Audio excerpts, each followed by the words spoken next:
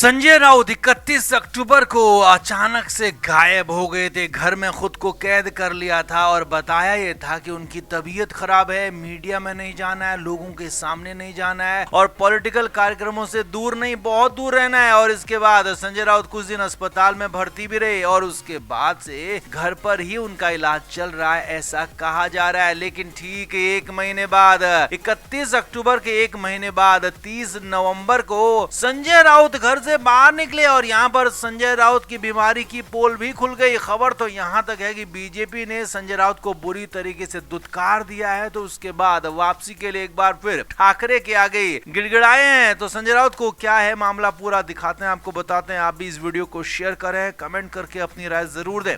तो संजय राउत लाख कोशिश कर रहे हैं कि वो खुद को अलग कर लेंगे राजनीति से, उद्धव ठाकरे से, लेकिन उनकी नियति यही है कि उनको ठाकरे के साथ ही रहना है और हुआ भी यही है, क्योंकि संजय राउत को लेकर कई तरह की बातें हो रही थी। सूत्रों के मुताबिक खबरें तो यहाँ तक थी कि संजय राउत शिंदे गुट और बीजेपी में भी तालमेल ढूंढ रहे थे, कुछ वहाँ बातें उनकी चल रही थी। यहाँ तक कि एकनाथ शिंदे ने संजय राउत के भाई सुनील राउत के जरिए बात भी की थी, संजय राउत से हालचाल जाना था। कई तरह की, कई देर की, कई या कहें कि राउंड की बातचीत हुई थी, लेकिन बात बन नहीं पाई। और उसके बाद फाइनली जब संजय राउत एक महीने तक घर के अंदर रहकर भी कुछ नहीं कर पाए, तो फाइनली बाहर निकले और सामना में अपना रोक ठोक लिख डाला। जी हाँ, और इसमें सीधे सीधे नासिक कुंभ में हो रहे खर्चों पर सवाल उठाए। अब खबर ये नहीं है कि संजय राउत ने नासिक कुंभ के खर्चों पर सवाल उठाए और ये कहा कि गुजरातियों को ठेके दिए जा रहे हैं 25,000 करोड़, जो कि महाराष्ट्र के लोगों का था, वो गुजरात के लोगों को दिया जा रहा है, संजय राउत ने ये कहा। लेकिन खबर ये नहीं है, खबर ये है कि संजय राउत एक महीने बाद घर से या कहें कि बिल से बाहर निकले और इस दौरान संजय राउत की बीमारी की पोल भी खुल गई। सूत्रों के मुताबिक खबर तो ये है कि संजय राउत बीमारी का सिर्फ बहाना बना रहे थे। उनको 1 से 2 दिन कुछ दिक्कतें आई थी, जो उनको पहले ब्लॉकेज की समस्या थी, वही समस्या आई थी और उसी वजह से संजय राउत फोर्टिस अस्पताल में भी भर्ती हुए थे और उसके बाद वो सब कुछ ठीक था। लेकिन संजय राउत जानबूझकर बाहर नहीं निकल रहे थे। बीच में कुछ दिन पहले संजय राउत से मिलने उद्धव ठाकरे गए थे, तो वहां पर कहा जा रहा है कि उसके बाद बात कुछ बनी थी, कुछ बात संजय राउत और उद्धव ठाकरे के बीच में आपसी तालमेल की बात हुई थी और इसीलिए उद्धव ठाकरे ने भी वहां पर कुछ शर्तें रखी थी। हालांकि पहले खबरें ये आई थी कि संजय राउत ने शर्तें रखी हैं, बाद में उद्धव ठाकरे ने भी अपनी तरफ से शर्तें रखी। हालांकि तब तो संजय राउत ने कुछ माना नहीं, लेकिन अब सूत्रों के मुताबिक खबरें ये हैं कि जब संजय राउत का किस्सा बीजेपी और शिंदे गुट की तरफ नहीं बन पाया है, वहां से उनको दुत्कार मिली है, तो वापसी के लिए फिर से उद्धव ठाकरे के सामने गिड़गिड़ाए हैं। इसीलिए तो सामना में अपना लेख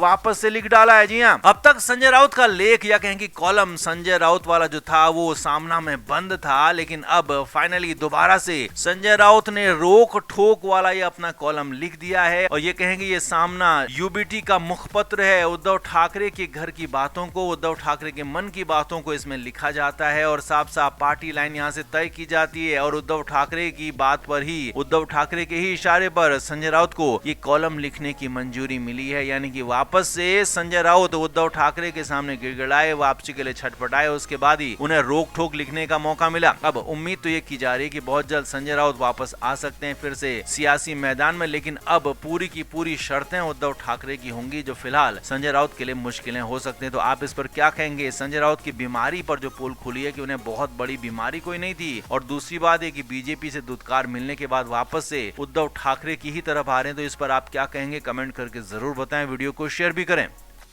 तो उद्धव ठाकरे कोशिश कर रहे हैं कि महाराष्ट्र में महाविकास अघाड़ी बना रहे और चुनाव में एक साथ सब लड़ें, लेकिन कांग्रेस की तरफ से एकला चलो की राय दी जा रही है, कहा जा रहा है, नारा दिया जा रहा है और कांग्रेस कोशिश ये कर रही है कि अकेले ही बीएमसी चुनाव में लड़े और अकेले ही आगे बढ़े। भले ही छोटी पार्टियों को साथ लेना पड़े, लेकिन कांग्रेस उद्धव ठाकरे की पार्टी के साथ जाना नहीं चाहती है, क्योंकि उद्धव ठाकरे राज ठाकरे के ज्यादा करीब दिख रहे हैं। अब ऐसे हालात में लगातार कोशिशें हो रही हैं कांग्रेस को मनाने की, लेकिन कांग्रेस के स्थानीय नेता, प्रदेश के नेता उद्धव ठाकरे की बात सुन नहीं रहे हैं, मान नहीं रहे हैं। अब सूत्रों के मुताबिक खबर है कि उद्धव ठाकरे ने इसी को लेकर राहुल गांधी से बात करने की कोशिश की, राहुल गांधी से फोन पर बात करने की कोशिश की, लेकिन यहाँ पर उल्टा उद्धव ठाकरे को ये फटका लग गया, बड़ा वाला, बहुत बड़ा वाला। जी हाँ, खबर यह है सूत्रों के मुताबिक राहुल गांधी ने उद्धव ठाकरे को साफ साफ दो टूक शब्दों में कहा कहा कि अगर बात होगी तो बराबरी की होगी, बड़ा भाई छोटा भाई यहाँ पर कोई भी नहीं होगा। अब सभी जानते हैं कि उद्धव ठाकरे महाराष्ट्र की राजनीति में खुद को सबसे बड़ा मानते हैं, चाहे वो सरकार में हो या नहीं हो। अभी भी भले ही वो सत्ता से दूर है, उनकी पार्टी की गत बहुत खराब हो चुकी है, लेकिन अभी भी वो खुद को मुख्यमंत्री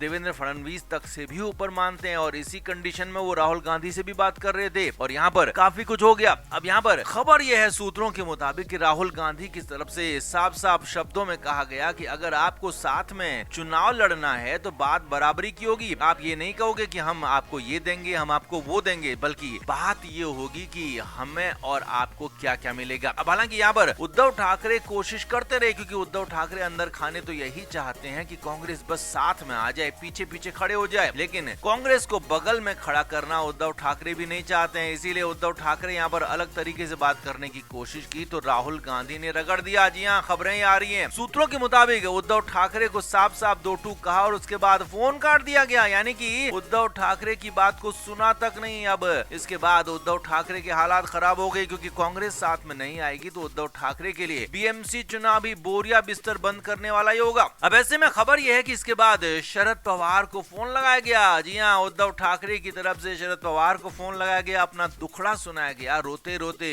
शरद पवार को बताया गया कि राहुल गांधी से बात हुई और राहुल गांधी बात मान नहीं रहे। अब यहाँ पर शरद पवार तो खुद आखिरी दौर चल रहा है उनका, जिंदगी का भी और उनकी सियासत का भी, इसीलिए वो चाहते हैं कि उनकी पार्टी कैसे भी जिंदा बनी रहे। इसीलिए वो कोशिश कर रहे हैं कि सभी पार्टियां एक साथ आ जाएं, लेकिन कांग्रेस फिलहाल शरद पवार की भी बात नहीं सुन रही है। लेकिन यहाँ पर हालांकि शरद पवार ने भरोसा दिया है कि वो उद्धव ठाकरे के साथ रहेंगे, लेकिन कितना साथ रहेंगे शरद पवार की सियासत को जानते हैं। वो ये भी जानते हैं कि शरद पवार कब किसके साथ होते हैं, कब किसका साथ छोड़ते हैं, ये खुद शरद पवार के सबसे करीब रहने वाले को भी नहीं पता होता। ऐसे में यहाँ पर उद्धव ठाकरे अब 2 से 3 मोर्चों के साथ एक साथ लड़ रहे हैं। चाहे पहला मोर्चा एक कांग्रेस के साथ का मोर्चा हो, जिसमें कांग्रेस को साथ आने की कोशिश की जा रही है, मगर वो आ नहीं रहे हैं। दूसरा मोर्चा संजय राउत का मोर्चा है, संजय राउत भी लगातार अपनी मनमानी पर उतरे हुए हैं, उद्धव ठाकरे की बातों को नहीं सुन रहे हैं। और तीसरा सबसे बड़ा मोर्चा उद्धव ठाकरे के लिए एकनाथ शिंदे वाला मोर्चा है, क्योंकि एकनाथ शिंदे का गुट पूरी तरीके से सिर्फ और सिर्फ उद्धव ठाकरे को हराने को चलने पर जुटा हुआ है। तो ऐसे में 3 मोर्चों पर लड़ रहे उद्धव ठाकरे के लिए नई मुसीबत आ गई है कि यहाँ पर अब शरद पवार भी उनकी बात मानेंगे, सुनेंगे, ये कंफर्म नहीं है। तो आप इस पर क्या कहेंगे? आप भी कमेंट करके अपनी राय जरूर से जरूर दें, वीडियो को शेयर करें।